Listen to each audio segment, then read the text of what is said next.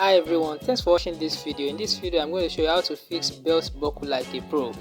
In this video, as you can see, I'm unscrewing the screw. Then the next thing is to fix the buckle at the right place. Then you mark the place that will be perforate.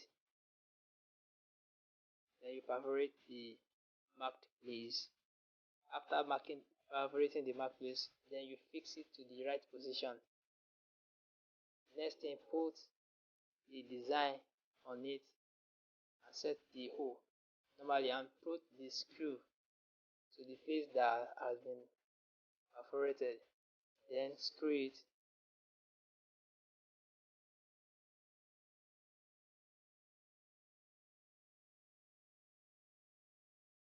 So the next thing is to perforate.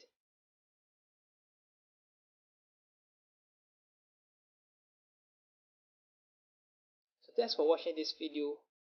Please like and subscribe and click on the bell button so that you will be notified whenever I drop another video.